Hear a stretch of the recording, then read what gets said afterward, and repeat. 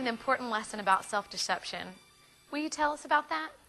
I think one of the scariest things in life is when we find ourselves in this trap of believing something that is just not true about ourselves. And in many cases we talk and we self-talk ourselves into believing something that internally we even know is a lie.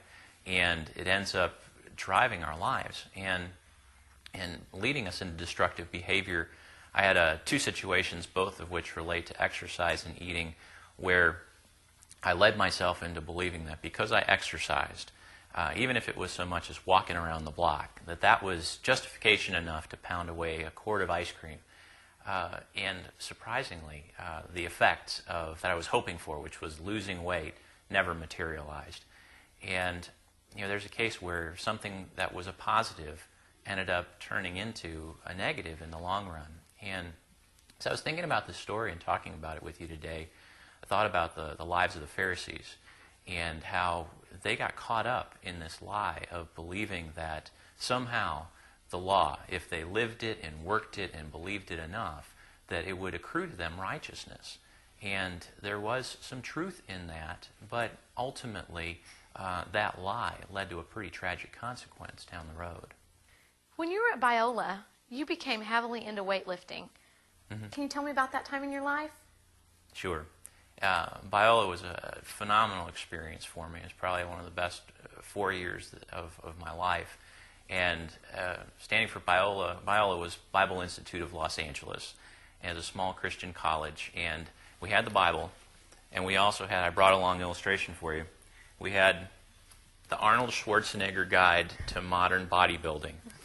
And, oh my gosh, I had a really good friend, still do. We called him Big Al. And Big Al and I were training partners. And there was a span of time where we were just focused intensely on bodybuilding. Lifting, we'd go to classes and then we'd go and we'd start lifting weights, sometimes as much as 90 minutes to 2 hours a day. And we just convinced ourselves that this was going to be fantastic. We were going to look like these guys in these books. And unfortunately, one of the other things that we would find ourselves doing is eating more than enough to compensate for any type of workout that we did. Because, of course, we had to fuel our body with the protein that we would need. Got to have protein if you're lifting weights.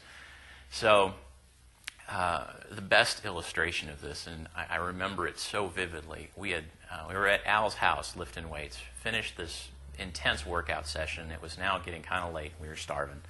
I was definitely, if you were imagining hunger scales back then, which I had no clue as to what a hunger scale was, I was at a 0. It was time to go get some food. And we went to the local Sizzler, and that was like the happening place on a Sunday night. And the reason we picked the Sizzler was because it was protein mecca. We could actually eat all-you-can-eat beef ribs. And not only did we eat the all-you-can-eat beef ribs, but we started eating the salad bars and the baked potatoes and just about everything else that they would feed us. And it got to a point where there was nobody left in the restaurant except Big Al and I, and none of the wait staff would even acknowledge us because they had brought us so many ribs. The best we were thinking about it as we were driving home, that we had killed off at least one whole cow worth of ribs at that place. And we're piling to Al's little Sprint, and we're trying to drive back to school feeling completely disgusted with ourselves that we had eaten so much, but justified it because we had lifted. And unfortunately, the experience out of all of that was obviously the weightlifting stopped. I didn't make it to the Mr. Olympia contest. Unfortunately, our consumption didn't stop, and we just blew up like houses. And occasionally we try to get back into working out, but unfortunately, there again, so it was hopefully going to be a good thing in terms of bodybuilding and weightlifting. Ended up convincing ourselves of this lie that we could just eat as much as we want, and we ended up gaining weight and not really improving our lives. Mm-hmm. When was it that you became interested in marathons? My little sister, it was 15 years after Biola, so it was almost 3 years ago now, convinced me that it would be a good thing to run the Chicago Marathon. And I convinced myself, I was still frustrating, still struggling with weight, and just not really happy with how I looked. And I was convinced that if I could run a marathon, 26.2 miles, with all the training that goes into it, man, I would be lean and svelte. I would be sharp. I would finally shed these pounds. There's no way I could still be overweight and run a marathon. And, you would think that, I so vividly remember the Sizzler experience, so you'd think that that would somehow stick in my mind. But I started training, and as we start getting into these workouts, one of the neat things is you start getting into some longer runs. And over the course of a week, I would run 30 to 40 miles, and some of the long runs on the weekends would be anywhere from 2.5 to 4 hours long. And one of the things that they would teach us to do is you have to carbo load before the run so you have energy.